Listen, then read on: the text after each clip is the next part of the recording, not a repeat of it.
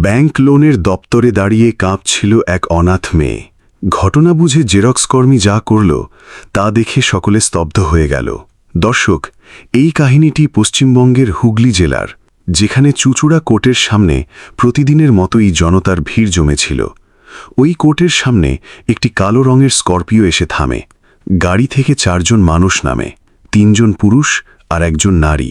4 জনের চোখে মুখে ব্যস্ততা আর উদ্বেগ পরিষ্কার বোঝা যাচ্ছিল।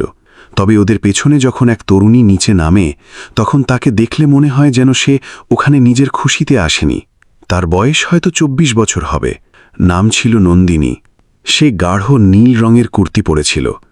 ঘাড় থেকে একটা ছেঁড়া স্কার্ফ দিয়ে মাথা আর গাল ঢেকে রেখেছিল। রোদ এত চড়া ছিল যে লোক ছাতা আর টুপি পরেও ঘামছিল, তবে সে শুধু কুর্তি পরেছিল। গাড়ি থেকে মাটিতে নামতেই তার চোখ থেকে জল ঝরে পড়ল। সে বারবার নিজের মুখ অন্যদিকে সরিয়ে নিচ্ছিল যাতে কেউ ধরতে না পারে। তবে তার পাশে হাঁটা ব্যক্তিটি সব দেখছিল। সে নিচু গলায় বলল, এখন এখানে দাঁড়িয়ে কাঁদলে লাভ হবে না, নিঃশব্দে সই শেষ করো। ওই মানুষটির নাম ছিল বিকাশ মিত্র। অঞ্চলে ওকে প্রভাবশালী ব্যক্তি বলে গোনা হতো। জোর করে দখল আর দুর্বলদের সম্পত্তি লুটা ওর পুরনো পেশা ছিল। ওর পাশে ওর বউ শেফালি ছিল। অন্য 2 জন ব্যক্তি ওর সাগরের ছিল, যাদের প্রমাণ দিতে ডাকা হয়েছিল। ওরা সোজা ব্যাংকের ভেতরে ঢোকে। নন্দিনী সবার শেষে হাঁটছিল। ওর পাগুলো এমন বোধ হচ্ছিল যেন একটা পা তোলা খুব কঠিন বোধ হচ্ছে। ব্যাংকের ভেতরে এক ম্যানেজারের কাছে গিয়ে সকলে বসে পড়ে। বিকাশ মিত্র বলল, সেনবাবু, দ্রুত করুন, সময় চলে যাচ্ছে। ম্যানেজার খাতা বার করতে করতে বলল, শুধু স্ট্যাম্পগুলো বসানো হলেই টিপসই করিয়ে নেব। শেফালি মুচকি হাসতে বলল, আজ অবশেষে কারখানাটা আমাদের হাতে এসেই যাবে। ওই বাক্য শুনতেই নন্দিনীর চোখ পুনরায় কান্নায় ভিজে ওঠে। সে সঙ্গে সঙ্গে মেঝের দিকে তাকাতে থাকে। প্রায় আধ ঘন্টা ধরে দলিলপত্র প্রস্তুত হতে থাকে। মাঝে মাঝে ম্যানেজার ওকে প্রশ্নও করে, তুমি নিজের খুশিতেই তো শেয়ার হস্তান্তর করছো? তবে জবাব সর্বদা বিকাশই দেয়, হ্যাঁ, হস্তান্তর করছে, সব পেমেন্ট পেয়ে গেছে। নন্দিনী একবারও ঠোঁট নাড়ে না। এরপর ম্যানেজার বলে, 3 সেট জেরক্স করে নিয়ে আসুন, তবেই প্রসেস পূর্ণ হয়ে যাবে। তখনই ওরা ব্যাংকের বাইরে একটা প্রিন্টিংয়ের দোকানে পৌঁছায়। স্টলটি সরু ছিল। ওখানেই টাইপিং, প্যান কার্ড আর জেরক্স করার কাজ হতো। স্টলের বাইরে সাইনবোর্ড টাঙানো ছিল, সৌরভ সাইবার ক্যাফে। ভেতরে প্রথম থেকেই 3-4 জন মানুষ দাঁড়িয়েছিল। কেউ ভোটার আইডি প্রিন্ট করছিল, কেউ চালান জমা করছিল। ডেস্কের পেছনে বসা যুবকটি চটজলদি কাজ করছিল। ওর বয়স হয়তো 25 বছর ছিল। নাম ছিল সৌরভ। ম্যানেজারের পিয়ন ভেতরে ঢুকেই বলল, দাদা, এদের জেরক্স চটপট করে দাও, ব্যাংকের কাজ আটকে আছে। সৌরভ বলল, আচ্ছা, বসে পড়ুন। সবার প্রথমে শেফালি কাগজ দেওয়ার জন্য বসে। কাগজ দেওয়ার সময় হাসতে হাসতে বলে, বাবু, প্রিন্টটা পরিষ্কার করে করবেন, চিরকাল ফাইলে এটাই থাকবে। ক্যাফেতে দাঁড়িয়ে থাকা 2 জন ব্যক্তি অল্প হেসে দেয়। সৌরভও সামান্য হাসে। এরপর 2 জন সাগরেদের জেরক্স করা হয়ে যায়। এবার শেষে নন্দিনীর পালা আসে। সে কাঁপতে কাঁপতে বেঞ্চে বসে। গাল থেকে স্কার্ফ সরাতেই সৌরভ ওকে দেখে চমকে যায়। কয়েক পলক অবধি সে ওর দিকে চেয়ে থাকে। এরপর আচমকা বলে ওঠে, এ কি, নন্দিনী? নন্দিনী ঘাবড়ে ওর দিকে তাকায়। তুই? সৌরভ? হ্যাঁ, আমি সৌরভ। দুজনে বেশ কিছুক্ষণ একে অন্যের দিকে চেয়ে থাকে। সৌরভের সঙ্গে সঙ্গে মনে পড়ে যায়, পাড়ার স্কুলে দুজনে একসঙ্গে পড়ত। নন্দিনী গোটা পাড়ায় সবচেয়ে বেশি চঞ্চল মেয়ে ছিল। সব খেলাধুলায় মেতে থাকত। তবে আজ ওর দুর্দশা দেখে সৌরভের মন বিষণ্ণ হয়ে যায়। তখনই দূর থেকে বিকাশের গর্জন আসে, ওহে, জলদি করো, এখানে হারানো আত্মীয়তা ঝালিয়ে নিতে আসিনি। সৌরভ শান্ত হয়ে যায়। সে স্ক্যানার অন করে। তবে যেই পেজ ভরতে যায়, সে খেয়াল করে নন্দিনীর চোখ দিয়ে সমানে জল পড়ছে। সে নিচু স্বরে বলে, এরকম কাঁদলে তো সই ভুল হবে। নন্দিনী নিজেকে শক্ত করার চেষ্টা করে, তবে ওর চোখের জল মানছিলই না। ওই মুহূর্তে ক্যাফেতে সাহায্য করা পিচ্চিটা 2 বোতল জল নিয়ে আসে। সৌরভ 1 বোতল ওর দিকে বাড়িয়ে দেয়। ধরো, জল খেয়ে নাও, বড্ড গরম। না থাক, আরে পান করো, তোমার কপাল পুরো ঘামে ভিজে আছে। নন্দিনী কাঁপতে কাঁপতে জলের বোতলটা ধরে। ওর আঙুল সত্যিই কাঁপছিল। সৌরভ তখন বুঝে ফেলেছিল যে ঘটনাটা সরল নয়। সে ফিসটিস করে প্রশ্ন করে, সব কুশল আছে তো? নন্দিনী কিছুক্ষণ নীরব থাকে। এরপর চাপা স্বরে বলে, কিছুই কুশল নেই। সৌরভ ওর চোখে চোখ রাখে। নন্দিনী বলল, আমার বাবার মৃত্যু 1 বছর আগে হয়ে গেছে। উনি অনেক ধার করেছিলেন। আজ এরা শেয়ার চাইছে। এই বাক্য বলতে বলতে ওর স্বর রুদ্ধ আসে। আমার নামে কেবল কিছু শতাংশ শেয়ার বেঁচেছিল। সৌরভের ঠোঁটের হাসি নিমেষে গায়েব হয়ে যায়। সে আস্তে আস্তে প্রশ্ন করে, সংসারে আর কেউ নেই? কেউ নেই, সকলে দূরে থাকে, কারোর আমার সঙ্গে কোনো যোগাযোগ নেই। এই বাক্য বলতেই ওর চোখ বেয়ে পুনরায় অশ্রু ঝরতে শুরু করে। ওদিকে বিকাশ সমানে ঘড়ি দেখছিল। আর কতক্ষণ লাগবে? সৌরভ বলল, মাত্র 2 মিনিট। সে কাগজ স্ক্যান করল, এরপর মনিটরে চেক করতে লাগল। তবে এখন ওর মগজে অন্য চিন্তাই চলছিল। সে পরিষ্কার টের পাচ্ছিল যে নন্দিনী নিজের খুশিতে শেয়ার হস্তান্তর করছে না। খানিকক্ষণ বাদে শেফালি পুনরায় ক্যাফেতে ফিরে আসে আর খেপে গিয়ে বলে, অদ্যাবধি জেরক্স হয়নি? সৌরভ অন্যদের কাগজ বার করে দেয়, তবে ইচ্ছা করেই নন্দিনীর কেবল 2 পাতা কপি করে। শেফালি ফাইল ধরে চলে যায়। প্রায় আধ ঘন্টা বাদে সে পুনরায় ক্যাফেতে ফিরে আসে। তোমার ডিউটি করতে আসে কিনা এর 2 পাতা মিসিং আছে। সৌরভ এমনভাবে তাকায় যেন মিস্টেক হয়ে গেছে। ওহো দিদি, ব্যস্ততার কারণে বাদ গেছে হয়তো। এক কাজ করুন, ওকে পুনরায় পাঠিয়ে দিন, এক্ষুনি বার করে দিচ্ছি। শেফালি রুষ্ট হয়ে ফিরে যায়। কিছুক্ষণ বাদে নন্দিনী পুনরায় নিভৃতে ক্যাফেতে আসে। এখন ক্যাফেতে বিশেষ জটলা ছিল না। সৌরভ আস্তে আস্তে ওর কাছে আসে আর বলে, মন থেকে বলো, তুমি কি শেয়ার ছাড়তে রাজি আছো? নন্দিনী কয়েক মুহূর্ত নীরব থাকে, এরপর আস্তে আস্তে ঘাড় নেড়ে না জানিয়ে দেয়। সৌরভ তখন সম্পূর্ণ বিষয়টা ধরে তেলেছিল। সে কিছুক্ষণ ভাবে, এরপর ফিসফিস করে বলে, যদি আজ কোনো মতে এই ডিলটা আটকে যায় তাহলে হয়তো আমি তোমায় উদ্ধার করতে পারব। আর এই আশ্বাস শুনতেই নন্দিনী প্রথমবার ভরসায় পূর্ণ চোখে ওর দিকে তাকাতে লাগল। কয়েক পলক সে শুধু সৌরভের পানে চেয়ে রইল। বোধহয় দীর্ঘকাল বাদে কোনো ব্যক্তির বচনে সে ভরসা টের পেয়েছিল। তবে পরমুহূর্তেই ওর দৃষ্টিতে পুনরায় আতঙ্ক ফিরে এলো। সে আস্তে আস্তে বলল, তুমি জানো না ওরা কি? ওরা ভীষণ ক্ষমতাবান। ওদের স্বার্থ না মিটলে ওরা আমার ডেরা অবধি ধেয়ে যাবে। আমার দিদা দাদুকেও হেনস্থা করবে। সৌরভ কিছুক্ষণ নীরব রইল, এরপর ফিসফিস করে বলল, শোনো, আজ যদি কোনো মতে সইটা আটকে যায় তবে ভবিষ্যতে পথ ভাবা যেতে পারে। তবে প্রথমে আজকের ডিলটা থামাতে হবে। নন্দিনী ভীতস্বরে বলল, তবে কি করে? সৌরভ ক্যাফের বাইরে ব্যাংকের দিকে তাকাতে লাগল। এরপর নিচু গলায় বলল, শুধু সামান্য দম রাখো, বাদবাকি আমি সামলে নেব। ওই সময়ে বাইরে থেকে শেফালির ডাক আসে, ওগো, অদ্যাবধি কাগজ হয়নি নাকি? নন্দিনী চটপট চোখের জল মুছে ফেলে। সৌরভ সঙ্গে সঙ্গে কাগজ প্রিন্ট করে ওর হাতে ধরিয়ে দেয়। সে আস্তে আস্তে ওঠে আর পুনরায় ব্যাংকের দিকে চলে যায়। তবে যেতে যেতে একবার ঘুরে নিশ্চিত তাকায়। সৌরভও ওকে যেতে খেয়াল করে। এখনও মগজের সমানে একটি চিন্তাই ঘুরছিল, যে একটি নিঃসঙ্গ মেয়েকে কি করে চাপ দেওয়া হচ্ছে। এদিকে ব্যাংকে ফিরে আসতেই বিকাশ ক্রুদ্ধ হয়ে বলল, এতক্ষণ কেন লাগল? নন্দিনী কিছুই জানায় না। শেফাল মাঝখান থেকেই বলে ওঠে, জেরক্সওয়ালা বড্ড বকবক করছিল, যেন এর কোনো দাদা হয়। বিকাশ খেপে গিয়ে বলল, দেখে নেব, বেশি পকপক করলে ওর ব্যবসা বন্ধ করিয়ে দেব। এরপর সকলে পুনরায় ম্যানেজারের টেবিলে গিয়ে বসে পড়ে। ফর্মপত্র রেডি ছিল, কেবল শেষ টিপসইটা বাকি ছিল। নন্দিনীর শরীর ধীরে ধীরে বিকল হচ্ছিল, ওর আঙুল কাঁপছিল, সে সমানে জল গিলছিল। ম্যানেজার বলল, জলদি করুন দিদি, এখানে নিত্য এমন ঘটনা ঘটে। তবে নন্দিনীর মগজে কিছুই ঢোকা যাচ্ছিল না। ওর দৃষ্টির সম্মুখে কেবল ওর পিতার মুখ ভাসছিল। পড়াশোনার পর কত আশা নিয়ে সে সেই কারখানায় গিয়েছিল, তবে ওর কাকা জুয়া আর ধারের জালে এমনভাবে জড়িয়ে পড়েছিল যে সমস্ত ধ্বংস হয়ে গিয়েছিল। প্রথমে বাড়ি বিক্রি হলো, এরপর দামি আসবাবপত্র, আর 1 বছর আগে এক ভোরে বিষ খেয়ে কারখানার কোণে পড়ে থাকতে দেখা গিয়েছিল। ওই ক্ষণ থেকে নন্দিনীর জগৎ যেন থেমে গিয়েছিল। কাকার সাঙ্গপাঙ্গরও পাশ ছেড়ে দিয়েছিল। ওর মামার আত্মীয়রা দরিদ্র ছিল, শুধু কোনো রকমে ওকে নিজেদের সাথে রেখেছিল। আজ এই 10% শেয়ারই বাকি ছিল, যার দিকে বিকাশের লোভ বহু আগে থেকেই ছিল। ম্যানেজার যেই ফর্মটা ওর দিকে বাড়িয়ে দিল, নন্দিনীর আঙুল আরও জোরে কাঁপতে লাগল। সে কলমটা ছোঁয়ে তবে সই মেলাতে পারে না। বিকাশ আস্তে আস্তে চোয়াল শক্ত করে বলে, জলদি মেটাও, ঢং দেখিও না। ওই ক্ষণেই আচমকা নন্দিনীর দম আরও ভারী হতে থাকে। সে আপন কপালে হাত চেপে আর বেঞ্চ থেকে মাটিতে লুটিয়ে পড়ে। ব্যাংকে শোরগোল বেজে ওঠে। একজন হাঁকে, ওহে সর্বতানো। অন্যজন বলে, দুর্বল হয়ে পড়েছে বোধহয়। শেফালি ক্ষিপ্ত হয়ে বলে, ওর কিচ্ছুটি হয়নি, ভান ধরে আছে। তবে ওখানে অপেক্ষায় থাকা এক প্রবীণ ক্লার্ক সঙ্গে সঙ্গে হাঁকেন, মশাই, আগে মেয়েটিকে বাঁচান, শেয়ার পরে ট্রান্সফার করাবেন। দুজন গার্ড এসে ওকে তুলে রকে নিয়ে যায়। নন্দিনীর পাতা বোঝা ছিল, তবে সে সমস্তটাই টের পাচ্ছিল। বিকাশ সমানে চেঁচামেচি করছিল, আজই সই হয়ে যাবে।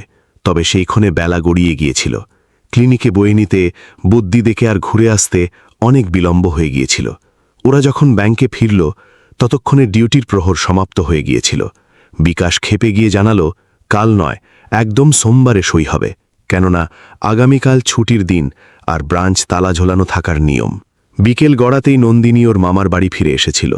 ওর ডেরা চুচুড়া থেকে প্রায় 8 মাইল দূরে একটা গণ্ডগ্রামে ছিল। টিনের জীর্ণ চাল, দাওয়ায় ছেঁড়া মাদুর আর অঙ্গনে পোতা টিউবওয়েল। ওর দিদা সমানে প্রশ্ন করছিল, কি হয়েছে? তবে নন্দিনী একটি কথাও ভাঙছিল না। সে কেবল নিশ্চুপ এক ধারে বসেছিল। রাত ঠিক 10টার লগ্নে ওর মোবাইলে একটা রিং বাজে। নম্বরটা অজানা ছিল। সে ভয় পেয়ে মোবাইল ধরে। উল্টো দিক থেকে স্বর ভাসে, আমি সৌরভ বলছি। নন্দিনী কয়েক মুহূর্ত নীরব থাকে, এরপর ফিসফিস করে বলে, হ্যাঁ। সৌরভ জানতে চায়, এখন স্বাস্থ্য কেমন বোধ? নন্দিনী সামান্য মলিন হাসির সঙ্গে জানায়, তুমিও বোঝো, আমার কিচ্ছু হয়নি।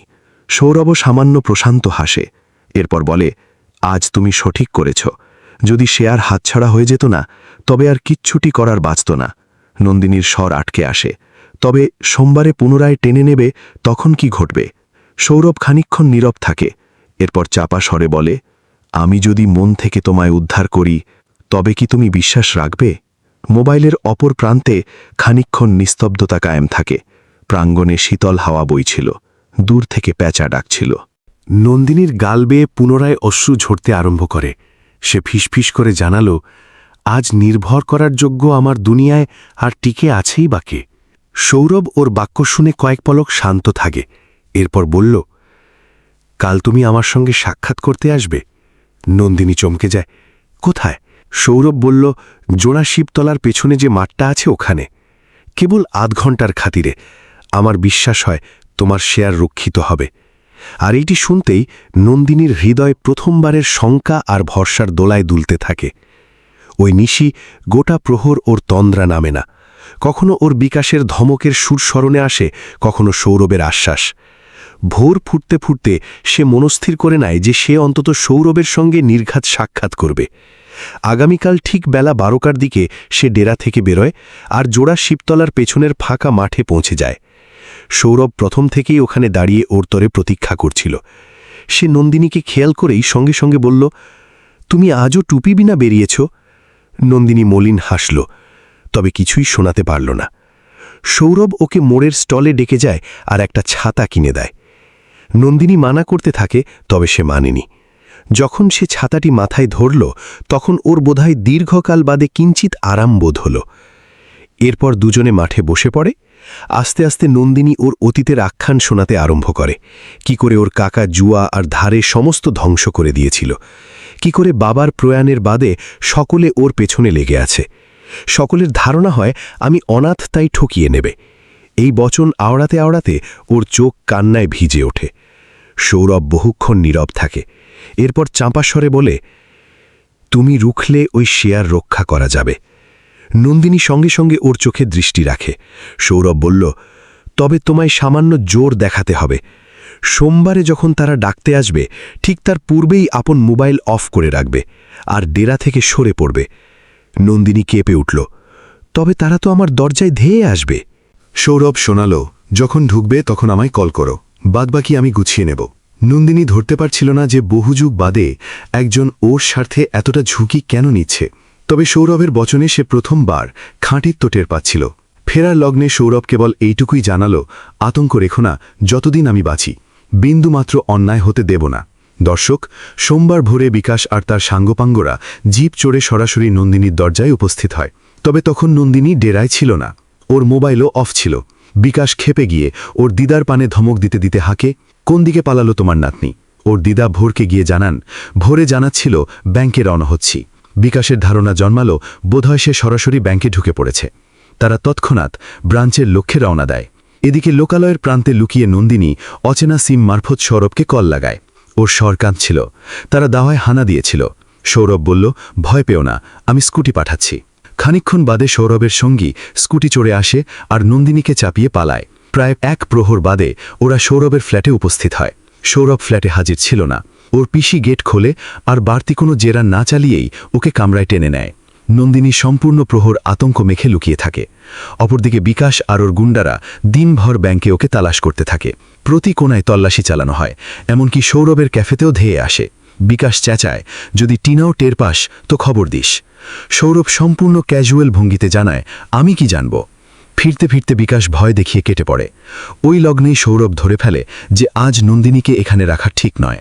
সে আপন পিসির সঙ্গে ওকে নিজের মাসির কোয়ার্টারে লুকিয়ে আসে, যিনি ভিন শহরে বাস করতেন। পাড়ার প্রতিবেশীদের কেবল এইটুকু জানানো হয় যে ও সৌরভের চেনা এক আত্মীয় আর কদিন ওখানেই টিকবে। দর্শক আস্তে আস্তে প্রহর পেরোতে থাকে। বিকাশ আর তার সাঙ্গপাঙ্গরা কুটুম্বদের ঠিকানাতেও নন্দিনীকে তালাশ করতে থাকে, তবে ওর বিন্দু বিসর্গ হদিশ পাওয়া যায় না। এইভাবেই 3 মাস পেরিয়ে যায়।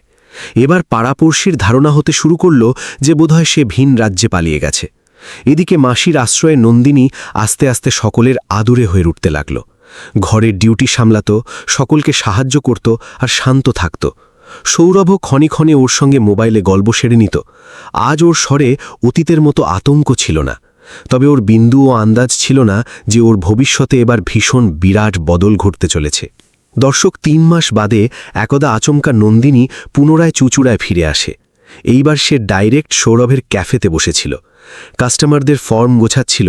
সেই ক্ষণেই স্টলে এক ব্যক্তি ঢোকে আর ওকে খেয়াল করে চমকে যায়। লোকটা সঙ্গে সঙ্গে রাস্তায় নেমে একজনকে কল লাগায়, আর শুধু কয়েক মুহূর্ত কিংবা কয়েক প্রহর বাদেই বিকাশ খবর পেয়ে যায় যে যাকে সে 3 মাস যাবৎ খুঁজছিল সে আজ সৌরভের ক্যাফেতে ডিউটি দিচ্ছে। এই তথ্য মিলতেই ওর মেজাজ চরম মাত্রায় চড়ে যায়। ওই গোধূলিতে সে জোড়া স্করপিও বোঝাই করে গুন্ডা বাহিনী সমেত সোজা সৌরভের ক্যাফেতে হানা দেয়। ওর পাশে শেফালিও ছিল আর 3-4 জন রমণীয়। ক্যাফেতে ওই মুহূর্তে কয়েকজন খদ্দের চালান জমা দিচ্ছিল। বিকাশ স্টলে প্রবেশ করেই তুমুল গর্জন ছাড়ে, তবে এইখানে সেধিয়ে রেখেছিস ছাঁদাকে? নন্দিনী ওকে খেয়াল করেই চমকে ওঠে। সে টুল ছেড়ে দাঁড়িয়ে পেছনের দিকে সরতে থাকে। ওইক্ষণেই শেফালি ওর কবজি খামচে হিঁচড়াতে আরম্ভ করে। প্রচুর ঢং দেখিয়েছিস তুই। ক্যাফের মাঝে শোরগোল করে যায়, তবে তখনই সৌরভ মধ্যখানে এসে দাঁড়ায়। সে নন্দিনীর হাত ছাড়াতে ছাড়াতে বলল, এদের গায়ে হাত দেবেন না। বিকাশ রেগে গিয়ে বলল, তুই মাঝখানে আসিস না, খুব বড় দরদি হচ্ছিস এর। সৌরভ প্রথমবার জোরে গলায় বলল, অন্যায় হলে অবশ্যই বলবো। কথা বাড়তে দেখে সে সাথে সাথে 112 নম্বরে ফোন করে দিল। পুলিশ আসার কথা শুনতেই সেখানে দাঁড়িয়ে থাকা লোকেরা একটু পিছিয়ে যেতে লাগল। প্রায় 10 মিনিট পর পুলিশের গাড়ি সেখানে পৌঁছে গেল এবং সবাইকে থানায় নিয়ে যাওয়া হলো। থানায় অনেকক্ষণ ধরে জিজ্ঞাসাবাদ চলতে থাকল। বিকাশ বারবার একই কথার পুনরাবৃত্তি করছিল।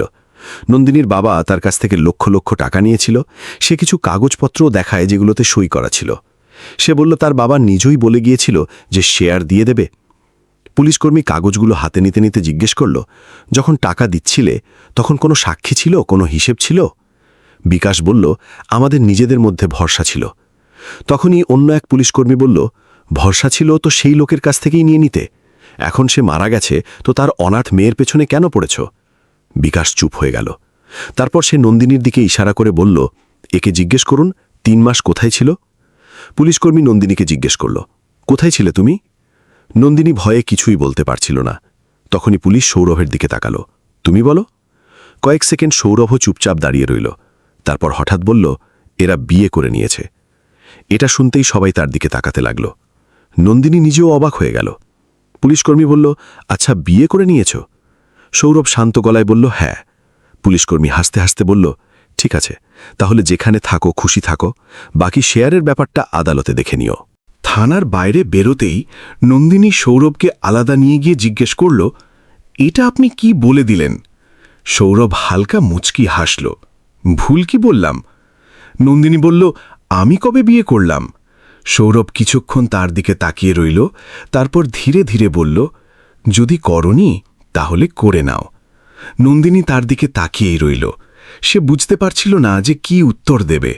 সৌরভের পর বলল, যখন থেকে তোমাকে দেখেছি না, শুধু এটাই মনে হচ্ছে যে তোমাকে এখন আর একা ছেড়ে দেওয়া উচিত নয়। এ কথা শুনতেই নন্দিনীর চোখ থেকে জল গড়িয়ে পড়ল। সে ধীরে ধীরে বলল, আমার উপর এত অনুগ্রহ করবেন না। সৌরভ সাথে সাথে বলল, এটা অনুগ্রহ নয়, এটা অনুগ্রহ নয়। কিছুক্ষণ দুজনে চুপ করে দাঁড়িয়ে রইল।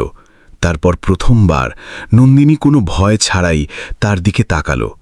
হয়তো সে বুঝে গিয়েছিল যে সৌরভ কেবল সাহায্য করছে না, সে সত্যি সত্যি তার পাশে থাকতে চায়। কয়েকদিন পর সৌরভ তার বাড়ির লোকদের সাথে কথা বলে। তার পিসি তো আগে থেকেই নন্দিনীকে পছন্দ করতে শুরু করেছিল। সে স্পষ্ট বলে দিল, যদি ছেলে রাজি থাকে তাহলে আমাদের কোনো আপত্তি নেই। নন্দিনীর মামার বাড়ির লোকেরাও প্রথমে একটু ভয় পাচ্ছিল যে লোকে কি বলবে, কিন্তু যখন তারা দেখল যে সৌরভ সত্যিই তার পাশে দাঁড়িয়েছে, তখন তারাও সম্মতি দিয়ে দিল। বেশি হইচই হল না, না ব্যান্ড না বরযাত্রী। গ্রামের মন্দিরে দুজনের খুব সাধারণভাবেই বিয়ে হয়ে গেল। কিছু কাছের মানুষ উপস্থিত ছিলেন। বিয়ের সময় নন্দিনী বারবার কাঁদছিল। হয়তো এই জন্য নয় যে তার দুঃখ ছিল, বরং এই জন্য যে সে 1 বছর পর প্রথমবার নিজের জন্য ভালো সময় দেখেছিল। অন্যদিকে বিকাশ মাঝখানে অনেক চেষ্টা করেছিল, অনেক লোক দিয়ে চাপও দেওয়ায়। কিন্তু এখন ব্যাপারটা আদালতে পৌঁছে গিয়েছিল এবং কেউ খোলাখুলি তার সঙ্গ দিতে রাজি ছিল না। ধীরে ধীরে সেও শান্ত হয়ে গেল। আজ সেই কথার প্রায় 3 বছর হয়ে গেছে। সৌরভ এবং নন্দিনী এখন চুচূড়ায় সুখী জীবনযাপন করছে। নন্দিনী এখন আর আগের মতো ভীতু মেয়ে নেই, তার মুখে আবার হাসি ফিরে এসেছে। কয়েক মাস আগেই সে একটি ফুটফুটে মেয়ের জন্ম দিয়েছে। সৌরভ আজও সেই ছোট দোকানেই কাজ করে, কিন্তু এখন দোকানে বসার সময় তার একটা শান্তি অবশ্যই থাকে যে সে কোনো অসহায় মানুষের সঙ্গ ছেড়ে দেওয়ার বদলে তার পাশে দাঁড়ানো বেছে নিয়েছিল। আর হয়তো এটাই কারণ যে আজও এলাকার মানুষ যখন এই গল্পের কথা আলোচনা করে তখন বাস একটাই কথা বলে, যদি সব জায়গায় একজন সৌরভের মতো মানুষ পাওয়া যায় না, তবে অনেক নন্দিনীর জীবন বেঁচে যেতে পারে। দর্শক, এই গল্প থেকে এটাই শিক্ষা মেলে যে জীবনে মানুষ যতই একা হোক না কেন, যদি সঠিক সময় কোনো সাচ্চা মানুষ পাশে এসে দাঁড়ায়, তবে তার পুরো জীবন বদলে যেতে পারে। আর এটাও সত্যি যে অসহায়ত্বের সুযোগ নেওয়া মানুষ সব জায়গায় পাওয়া যাবে, কিন্তু কোনো ভেঙে পড়া মানুষের হাত ধরার মতো মানুষ খুব কমই মেলে। এবার আপনারা বলুন, যদি সৌরভ সেদিন চুপ থাকত, তবে কি নন্দিনী তার শেয়ার এবং জীবন দুটোই হারিয়ে ফেলত? এবং নন্দিনীর কি সৌরভের ওপর ভরসা করা সঠিক সিদ্ধান্ত ছিল? মন্তব্য করে অবশ্যই জানাবেন। আর হ্যাঁ, যদি কাহিনীটি পছন্দ হয়ে থাকে তবে শেয়ারও করে দিন, আর আমাদের সাথে জুড়ে থাকতে ভুলবেন না। আবার দেখা হবে পরের পর্বে আরেকটি হৃদয় ছুঁয়ে যাওয়া গল্পের সাথে।